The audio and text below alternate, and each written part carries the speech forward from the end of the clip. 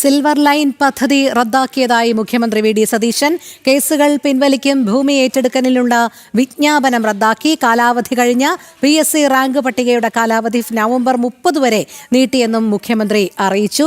ശാലിനിയിലേക്ക് പോകുകയാണ്. ശാലിനി, മന്ത്രിസഭാ തീരുമാനങ്ങൾ എന്തൊക്കെയാണ് വി.ഡി. സതീശൻ പ്രഖ്യാപിച്ചത്? ഈ സിൽവർ ലൈൻ പദ്ധതി റദ്ദാക്കിയത് വലിയ രീതിയിൽ തന്നെ സ്വാഗതം ചെയ്തിട്ടുണ്ട്. അതോടൊപ്പം മറ്റെന്തെല്ലാം കാര്യങ്ങൾ കൂടിയാണ് മാധ്യമങ്ങൾക്ക് മുൻപാകെ കൂട്ടിച്ചേർത്തത്?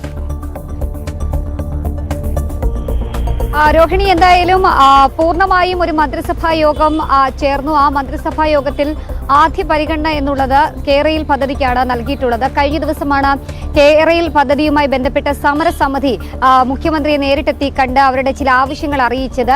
ഈ ആവശ്യങ്ങൾ പൂർണ്ണമായും അംഗീകരിച്ചുകൊണ്ടുള്ള ഒരു തീരുമാനമാണ് ഇപ്പോൾ ക്യാബിനറ്റിന് ശേഷം വന്നിട്ടുള്ളത്. പ്രധാനമായും കേരയിൽ പദ്ധതി അത് വേണ്ട എന്ന് വെക്കുകയാണ് സംസ്ഥാന സർക്കാർ എന്നുള്ളതാണ്. പദ്ധതി റദ്ദാക്കിക്കൊണ്ടുള്ള ഔദ്യോഗിക അറിയിപ്പ് ഇന്നത്തെ മന്ത്രിസഭാ യോഗത്തിന് ശേഷം മുഖ്യമന്ത്രി അറിയിക്കുകയുണ്ടായി. പദ്ധതി റദ്ദാക്കിക്കൊണ്ട് ഉത്തരവിറക്കാനാണ് ഇന്നത്തെ മന്ത്രിസഭാ യോഗം തീരുമാനിച്ചിട്ടുള്ളത്. മറ്റൊരു പ്രധാനപ്പെട്ട കാര്യമായിട്ടുള്ളത്, ഈ കേരയിൽ പദ്ധതിയുമായി ബന്ധപ്പെട്ട് നിരവധി സമരങ്ങൾ, പ്രതിഷേധങ്ങളൊക്കെ നടന്നിരുന്നു.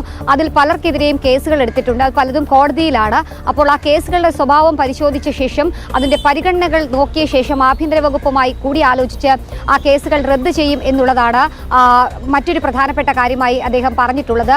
മറ്റൊരു പ്രധാനപ്പെട്ട കാര്യം ഇക്കാര്യത്തിൽ ചൂണ്ടിക്കാട്ടിയത്, ഈ പല വീടുകളിലും വസ്തുക്കളിലും ഒക്കെ ഭൂമി ഏറ്റെടുക്കലുമായി ബന്ധപ്പെട്ട് മഞ്ഞക്കുറ്റികൾ സ്ഥാപിച്ചിട്ടുണ്ട്. ഇത് ആ ഭൂമിയുടെ ക്രയവിക്രയങ്ങളെ അടക്കം ബാധിച്ചൊരു സാഹചര്യവും നിരവധി ആളുകൾ ബുദ്ധിമുട്ടുന്നൊരു പശ്ചാത്തലമുണ്ട്. ഇതിനൊരു പരിഹാരം കാണുകയാണ് മന്ത്രിസഭാ യോഗം. അതായത് ഈ മഞ്ഞക്കുറ്റികൾ പൂർണ്ണമായും നീക്കം ചെയ്യാൻ റവന്യൂ വകുപ്പിനെ ചുമതലപ്പെടുത്തുകയും ചെയ്തിട്ടുണ്ട് എന്നുള്ളതാണ് വി.ഡി. സതീശൻ ഈ മന്ത്രിസഭാ യോഗത്തിന് ശേഷം നിർണായക തീരുമാനമായി അറിയിച്ചിട്ടുള്ളത്. അതുമാത്രമല്ല, 2026 ഓഗസ്റ്റ് 31-നകം PSCയുമായി ബന്ധപ്പെട്ട ചില കാലാവധി കഴിഞ്ഞ റാങ്ക് പട്ടികകളുണ്ട്. അതിന്റെ റാങ്ക് പട്ടികയുടെ കാലാവധി നീട്ടിക്കൊണ്ട് ഉത്തരവിറക്കാനും ഇന്നത്തെ മന്ത്രിസഭാ യോഗം തീരുമാനിച്ചിട്ടുണ്ട്. അതായത് 2026 ഓഗസ്റ്റ് 31-നകം കാലാവധി കഴിഞ്ഞിട്ടുള്ള റാങ്ക് പട്ടികകൾ നവംബർ 30 വരെ നീട്ടാനാണ് PSCയോട് ശുപാർശ ചെയ്യാൻ ഇപ്പോൾ മന്ത്രിസഭാ യോഗം തീരുമാനിച്ചതായി വി.ഡി. സതീശൻ അറിയിച്ചിട്ടുള്ളത്.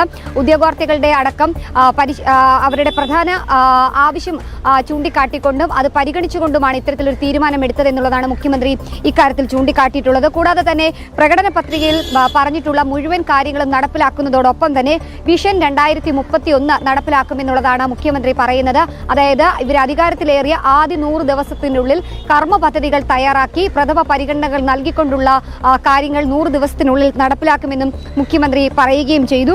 മറ്റൊരു പ്രധാനപ്പെട്ട കാര്യമായിട്ടുള്ളത്, പത്മ പുരസ്കാരങ്ങൾ കേന്ദ്ര സർക്കാരാണ് അനൗൺസ് ചെയ്യുന്നത്. അതുമായി ബന്ധപ്പെട്ട് ശുപാർശ ചെയ്യാനുള്ള പത്മ പുരസ്കാരങ്ങൾക്കുള്ള ശുപാർശ നൽകാനുള്ള സബ് കമ്മിറ്റിക്ക് സംസ്ഥാന സർക്കാർ രൂപം നൽകിയതായും മുഖ്യമന്ത്രി അറിയിച്ചു. അഡീഷണൽ അഡ്വക്കേറ്റ് ജനറലായി മുഹമ്മദ് ഷായെ ഹൈക്കോടതിയിൽ നിയമിച്ചുകൊണ്ടും ഉത്തരവിറക്കിയിട്ടുണ്ട് എന്നുള്ളതാണ് ക്യാബിനറ്റിന് ശേഷം മുഖ്യമന്ത്രി പ്രതികരിച്ചിട്ടുള്ളത്. മറ്റൊരു പ്രധാനപ്പെട്ട കാര്യമെന്ന് പറയുന്നത്, ഈ മന്ത്രിമാരുടെ കാലതാമസം സംബന്ധിച്ചിട്ടുള്ളതാണ്.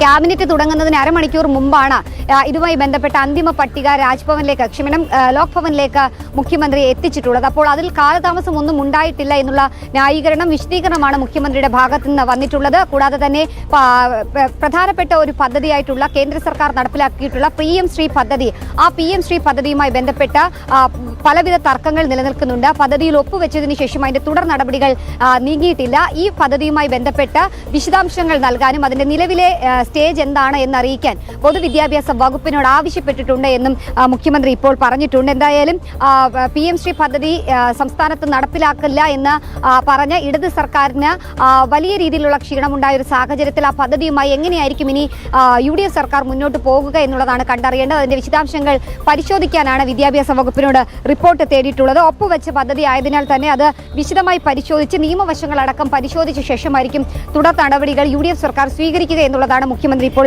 പറയുകയും ചെയ്തത്. മറ്റൊരു പ്രധാനപ്പെട്ട ധനസഹായ പ്രഖ്യാപനം കൂടി ഇന്നത്തെ ക്യാബിനറ്റിന് ശേഷം ഉണ്ടായിട്ടുണ്ട്.